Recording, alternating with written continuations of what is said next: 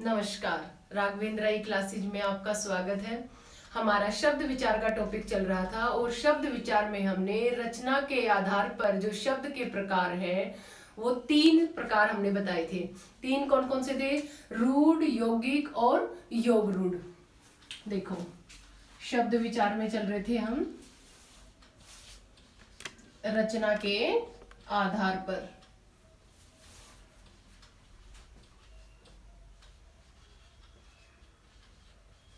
रचना के आधार पर हमने किए 3 प्रकार शब्द के। एक तो हमने किया रूढ़, यौगिक और योग रूढ़। रूढ़ को हमने एक्सप्लेन कर दिया था कि रूढ़ वो शब्द हैं जो निश्चित अर्थ को देते हैं और जिनमें जब हम उनके अलग अलग खंड करते हैं तो कोई सार्थक अर्थ वो नहीं देते। वो हमारे कौन से हैं? रूढ़ शब्द हैं। ठीक है, जैसे बच्चा, तेल, ठीक है, पुस्तक और कलम, ये सब हमारे रूढ़ शब्द हैं। जब हम इनको अलग अलग करते हैं, जब हम इनके टुकड़े करते हैं तो कोई अर्थ नहीं निकल के आता है। हाँ, जो प्रॉपर शब्द है ये एक अर्थ देता है, ये हमारे रूढ़ शब्द हैं। अब बात आती है यौगिक शब्द कौन कौन से हैं।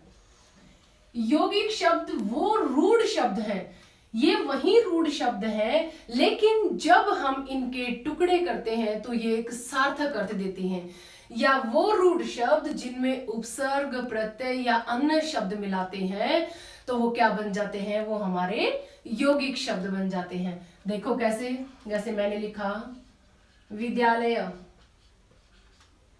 अब मैं इस विद्यालय को अलग अलग करती हूं। देखो, विद्या प्लस आलय।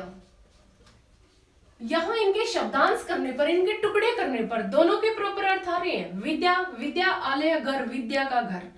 जैसे अच्छा, और हमने बोला उपसर्ग लगाते हैं या प्रत्यय लगाते हैं। उपसर्ग जो है वो शब्द के शुरुआत में लगते हैं और प्रत्यय जो है वो शब्द के अंत में लगते हैं। अब मैं लिख दूं, जैसे देखो फल। अब ये फल क्या है? ये हमारा रूढ़ शब्द है। अगर मैं इसी फल में प्रत्यय लगा दूं वाला तो क्या बन जाएगा? ये हमारा यौगिक बन जाएगा, फल वाला। इसको अलग अलग करते हैं तब भी अर्थ निकलता है फल वाला। ऐसे ही और देखो पुस्तकालय। पुस्तक और आलय अलग अलग करते हैं, दोनों के अर्थ निकलते हैं। तो वो रूढ़ शब्द जिनके टुकड़े करने पर भी वो सार्थक अर्थ देते हैं वो हमारे यौगिक होते हैं, जिनके अंदर उपसर्ग, प्रत्यय या अन्य शब्द मिले हुए होते हैं। अब बात आती है योग रूढ़। योग रूढ़ कौन से? योग रूढ़, योग का मतलब होता है जोड़, योग जिनमें जोड़ होता है। विद्या जमा आलय, दोनों को हमने किया ना, अलग अलग अर्थ आया। ऐसे ही योग रूढ़ वो यौगिक शब्द हैं, लेकिन क्या वो साथ में रूढ़ भी होते हैं? वो निश्चित अर्थ को देते हैं, सामान्य अर्थ को छोड़ करके अपने, और एक निश्चित अर्थ को देते हैं।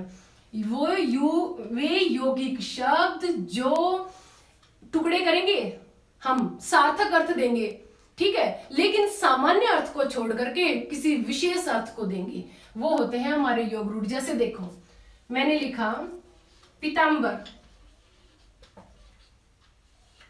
अब मैं इसको अलग अलग कर दूं, पीत और अंबर। ये देखो दोनों के अर्थ निकलाए। पीत यानी कि पीला, अंबर कपड़ा, पीला कपड़ा। क्या बन गया? ये हमारा यौगिक बन गया। लेकिन योग रूढ़ वो होता है जो अपने इस सामान्य अर्थ को छोड़ करके, पीला कपड़ा इस अर्थ को छोड़ करके किसी अन्य अर्थ को ग्रहण कर रहा होता है। पीतांबर का मतलब हो गया पीले वस्त्र है जिसके, अर्थार्थ विष्णु। क्या हो गया? विष्णु। ये होते हैं हमारे योग रूढ़। जैसे दशानन, 10 आनन वाला क्या बन गया? हमारा यौगिक। लेकिन 10 आनन है जिसके, अर्थात कौन? रावण। यहां पर ये अपना एक अलग विशेष अर्थ दे रहा है। ऐसे ही लंबोदर, लंबा है उदर जिसका, यानी कि गणेश। नीलकंठ, नीला है कंठ जिसका, क्या? महादेव। तो ये सब क्या हुए हमारे? ये हमारे योग रूढ़ हुए। तो रचना के आधार पर रूढ़, यौगिक और योग रूढ़, ये हमारे शब्द के 3 प्रकार थे। अब हम इससे जुड़े हुए, हमारे शब्द विचार से जुड़े हुए जितने भी क्वेश्चन क्वेश्चन आंसर एग्जाम में पूछे गए हैं उन सब को डिस्कस करेंगे, और जितने आगे पूछे जा सकते हैं वो सब आप देखना। जहां जिसके आपको आंसर आते हैं आप पोज करके उनके आंसर देते चलना, और जो नहीं आते हैं उनको आप समझते हुए चलना। तो देखो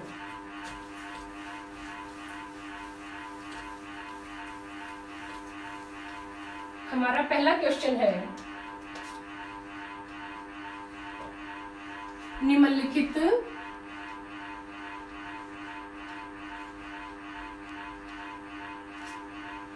तत्सम तद्भव के युगम में कौन सा युगम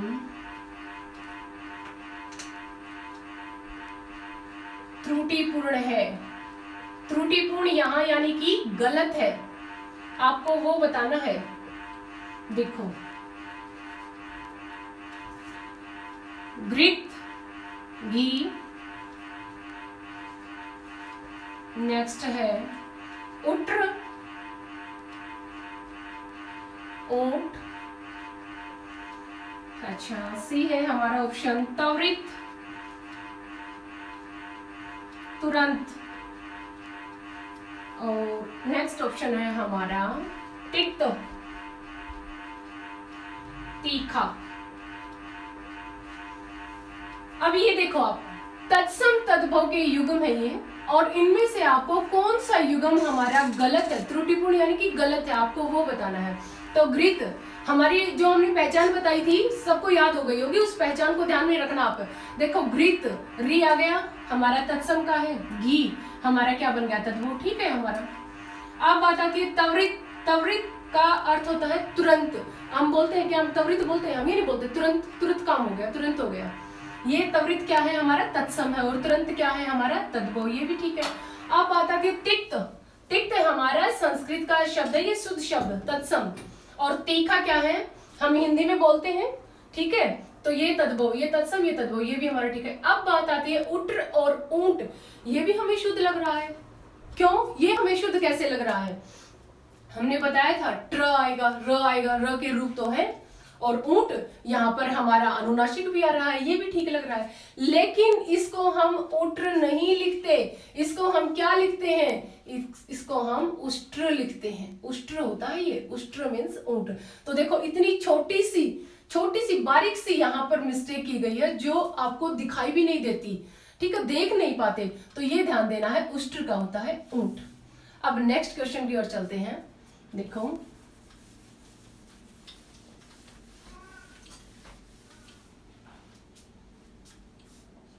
चारपाई,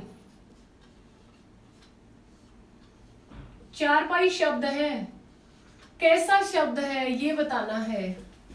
ये हमारा रूढ़ शब्द है या हमारा यौगिक है या हमारा योग रूढ़ है या हमारा ये अर्थ तत्व है। ये देखो चारपाई शब्द। अब हमने बताया था रूढ़ कौन से होते हैं, जो निश्चित अर्थ को देते हैं, और यौगिक कौन से होते हैं, जिनके हम टुकड़े करते हैं तो वो क्या होते हैं, सार्थक होते हैं। और योग रूढ़ कौन से होते हैं, जिनके टुकड़े करते हैं सार्थक होते हैं, लेकिन अपने सामान्य अर्थ को छोड़ करके एक निश्चित अर्थ को देते हैं। अब यहाँ देखो चारपाई अलग अलग करो, चार और पाई, चार का मतलब चार, पाई पावे, चार पावे हो गया अलग अलग, चार पावे हो गया हमारा अलग अलग। अब चार पावों वाली यहाँ पर क्या है, अब चार पावों वाली तो कुर्सी भी हो सकती है, ठीक है, हमारी खाट भी होती है। तो यहाँ पर विशेष अर्थ क्या निकलेगा, चार पावों वाली यानी कि क्या, खाट, एक प्रॉपर अर्थ को देगा ये, ठीक है। तो ये क्या हो जाएगा हमारा योग रूढ़, जो एक निश्चित अर्थ को भी देता है, सार्थक खंड होने पर भी। आया समझ में? अब नेक्स्ट आगे क्वेश्चन करते हैं। देखो अब हमारा नेक्स्ट क्वेश्चन है, पंकज जलज आदि किस प्रकार के शब्द हैं? पंकज जलज आदि किस प्रकार के शब्द हैं? ये सभी क्वेश्चन किसी ना किसी एग्जाम में पूछे गए हैं, सभी वही क्वेश्चन है ये जो हम यहाँ डिस्कस कर रहे हैं।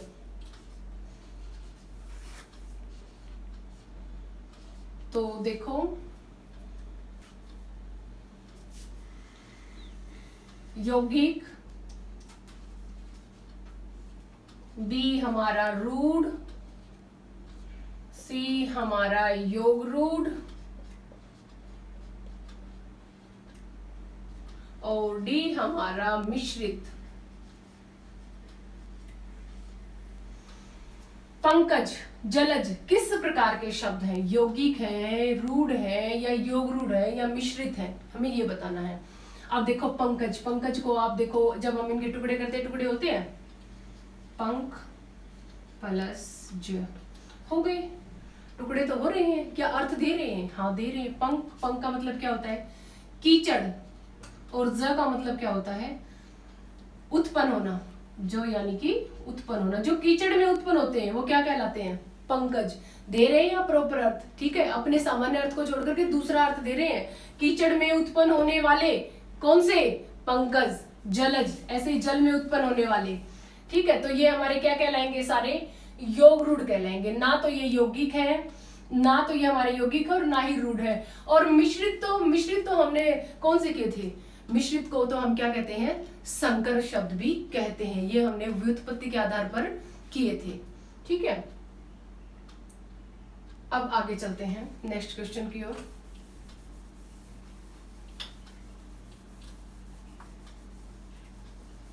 हमने उत्पत्ति के आधार पर किए थे ये,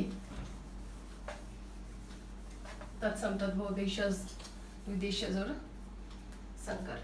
अब हमारा नेक्स्ट क्वेश्चन है, निम्न में से विदेशज शब्द है वो बताना है। निम्न में से विदेशज शब्द है,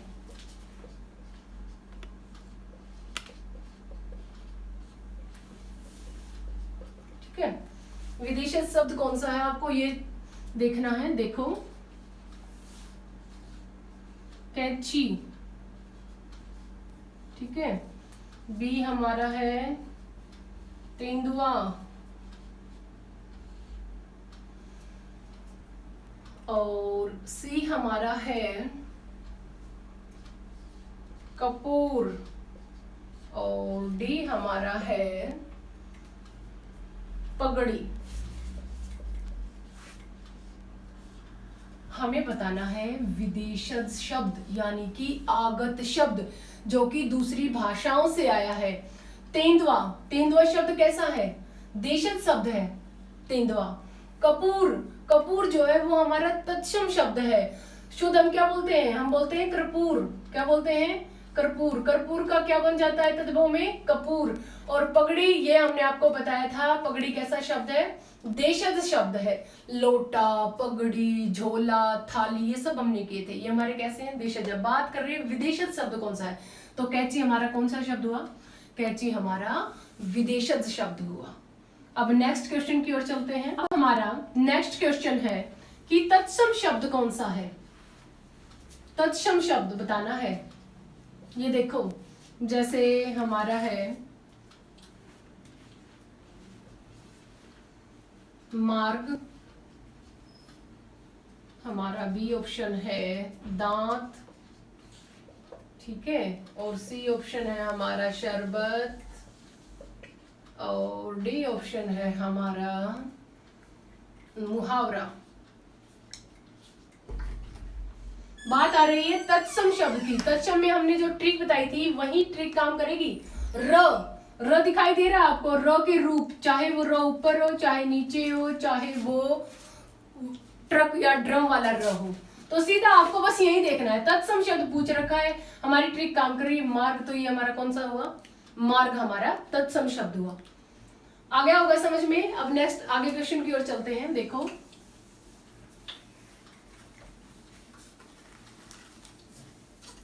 योग रूढ़ शब्द कौन सा है? योग रूढ़ बताना आपको।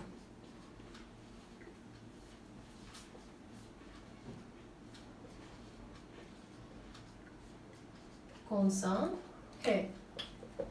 ये देखो, जैसे रेलगाड़ी,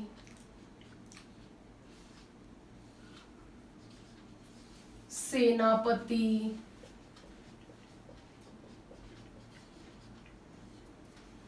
और हमारा है दशानन,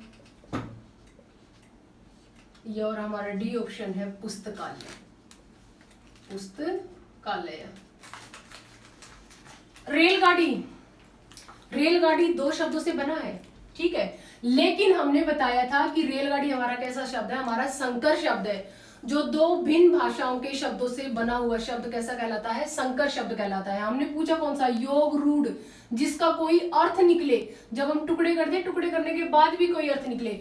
अब सेनापति, सेना का पति, कोई अलग अर्थ निकल रहा है, नहीं निकल रहा। योग रूढ़ तो हमारे वो होते हैं ना जो सामान्य अर्थ को छोड़ करके एक अपना निश्चित अर्थ देते हैं। अब बात आती है दशानन, दश आनन है जिसके, कौन, यानी कि रावण। ये क्या है हमारा, ये हमारा यहाँ पर दूसरा अर्थ दे रहा है, यानी कि अपना एक निश्चित अर्थ दे रहा है सामान्य अर्थ को छोड़कर। और पुस्तकालय, पुस्तक पलसालय करके देखो, पुस्तकालय, बस कोई प्रॉपर अर्थ थोड़ी निकल रहा है इसका अलग से, नहीं। तो क्या हुआ हमारा दशानन, दशानन कैसा शब्द हुआ, योग रूढ़ शब्द हुआ। अब नेक्स्ट क्वेश्चन की ओर चलते हैं।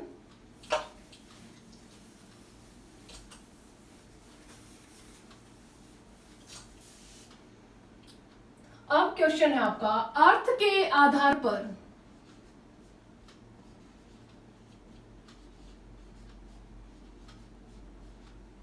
अर्थ के आधार पर भाषा की सबसे छोटी इकाई बतानी है आपको। भाषा की सबसे छोटी इकाई, ये देखो, रूपिम, सोनिम,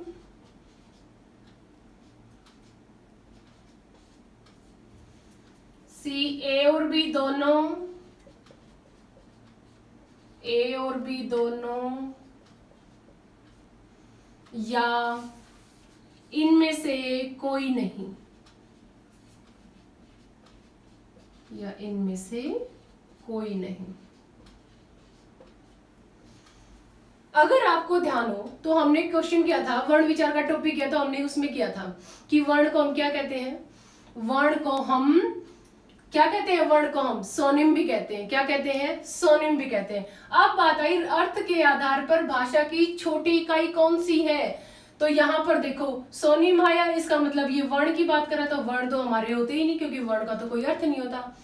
अब है रूपिम, अगर आपको रूपिंग का पता है तो आप आंसर को बता पाएंगे, अगर नहीं पता तो आपको नहीं पता चलेगा कि इसका आंसर क्या होगा। रूपिम जो है, रूपिम ये रूपिम है, ये किसको बोला जाता है, रूपिम, रूपिम शब्द का ही दूसरा नाम है रूपिम, ठीक है। तो हमारा आंसर क्या हुआ, ए, अर्थ के आधार पर भाषा की छोटी इकाई। हमने शब्द विचार का टॉपिक किया, उसमें बड़े अच्छे से किया था कि भाषा की छोटी इकाई कौन सी होगी अर्थ के आधार पर, शब्द यानी कि रूपिम। और अगर पूछा जाए कि अर्थ के आधार पर भाषा की इकाइयां कितनी है, तो वाक्य और शब्द हमने दो बताए थे। तो शब्द का ही दूसरा नाम क्या है, रूपिम। आपसे पूछा जाए कि भाषा की सबसे छोटी इकाई कौन सी अर्थ के आधार पर, आप क्या कहेंगे, रूपिम, ठीक है। अब नेक्स्ट क्वेश्चन की ओर चलते हैं।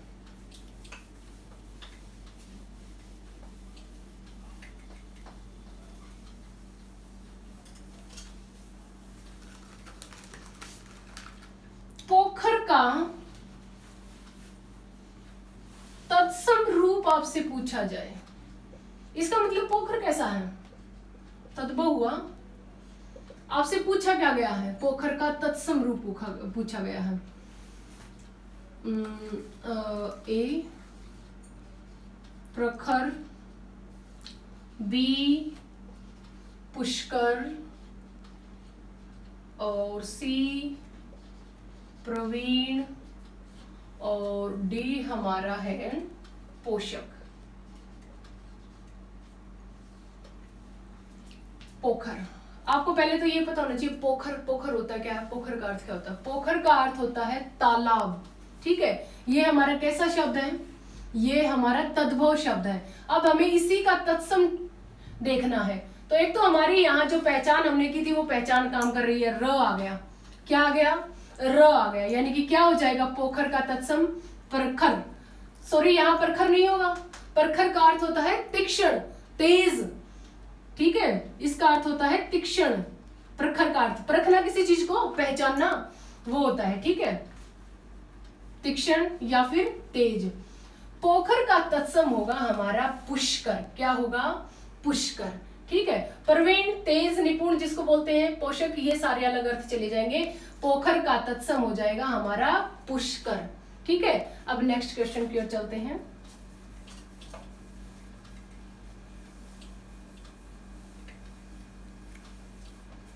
मैं लिख दूं ऊटपटांग किन शब्दों के योग से बना है?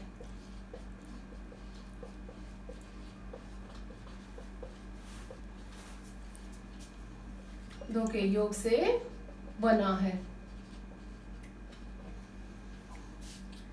मैं लिख दूं सार्थक और निरर्थक, या फिर मैं कहूं निरर्थक सार्थक, या फिर निरर्थक निरर्थक, या फिर सार्थक सार्थक। देखो ऊटपटांग, क्या बताना आपको, ऊटपटांग। अब आपको ध्यान दिया हो आपने यहाँ पर, क्या ऊंट कोई शब्द होता है? कहोगे हाँ होता है, वो ऊंट होता है, ऊंट, ठीक है। उष्ट्र जिसके लिए हमने तत्सम का शब्द प्रयोग किया था, वो हमारा ऐसा ऊंट होता है, ठीक है। ये ऊंट कोई शब्द नहीं होता। और पटांग, पटांग भी कोई शब्द नहीं होता, इसका कोई अर्थ निकलता है नहीं। हमने कहा था ना सार्थक और अनिर्थक, सार्थक कौन से होते हैं, जो प्रॉपर अर्थ देते हैं, ठीक, और निरर्थक जिनका कोई अर्थ नहीं होता।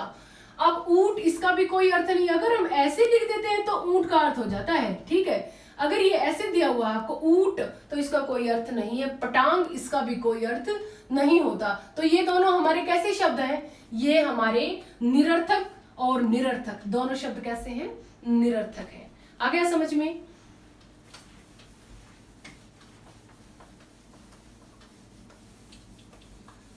अब हमारा लास्ट क्वेश्चन रहेगा, हिंदी भाषा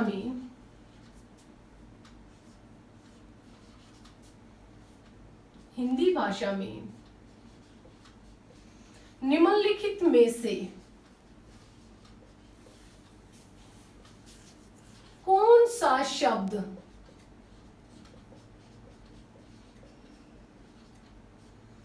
जापानी है? कौन सा शब्द जापानी है? जापानी शब्द बताना है आपको कौन सा है। मैं लिखती हूं रिक्शा, चाय, या फिर हम लिखते हैं कमीज, और हम लिखते हैं लीची। तो आपको बताना जापानी शब्द हमने किए थे, विदेशी शब्द जब हमने किए तो उसमें हमने बताए थे कि कौन से अरबी के शब्द है, कौन से फारसी के हैं, कौन से हमारे पुर्तगाली शब्द हैं, जापानी कौन से हैं, चीनी भाषा से कौन से शब्द आए हैं। तो यहाँ पर पूछा गया आपसे जापानी, तो जापानी शब्द जब हमने किया तो आप एक बार पीछे जाकर के जरूर देखना, जिसने वीडियो को नहीं देखा एक बार जरूर देखना, वहां आपको मिलेगा। जापानी शब्द बताए थे हमने, रिक्शा, सुनामी, ये क्या है, ये हमारे जापानी शब्द हैं। तो रिक्शा क्या है, रिक्शा हमारा जापानी शब्द है। चाय कैसा शब्द है, चाय जो है वो चीनी भाषा से लिया गया है, चाय चीनी भाषा से लिया गया। अगर आपसे चीनी भाषा का शब्द पूछा जाए तो आप क्या कहोगे, चाय। अगर ये कमीज, कमीज कहाँ से लिया गया है, कमीज जो है ये हमारा पुर्तगाली भाषा से लिया गया है, ठीक है, पुर्तगाली भाषा का है कमीज शब्द। और लीची, लीची चीनी भाषा से लिया गया है। तो ये आपको इनकी पहचान होनी चाहिए। अगर जिस किसी ने वीडियो नहीं देखी है तो एक बार जरूर देखें, और एक बार कोई भी व्याकरण की आप बुक उठाकर इनको जरूर पढ़ना। एक बार पढ़ने से ही आपको पता चल जाएगा कि कौन से हमारे कौन सी भाषा से लिए गए हैं। अब आपको पता चला जापानी से क्या लिया गया, रिक्शा शब्द जापानी भाषा का है, चाय हमारा चीनी भाषा का, कमीज हमारा पुर्तगाली भाषा का है, और लीची हमारा चीनी भाषा का है। तो यहाँ ये जितने भी एग्जाम में पूछे गए क्वेश्चन हैं, ये सब हमने यहाँ पर डिस्कस किए हैं। उम्मीद करती हूँ आपको अच्छे से ये समझ में आ गए होंगे और आपको इनके आंसर भी आते होंगे। अगर कहीं पर भी थोड़ा बहुत भी आपको डाउट है तो आप कमेंट बॉक्स में जरूर डालना। वीडियो को लाइक करना, शेयर करना, सब्सक्राइब करना। तब तक के लिए नमस्कार।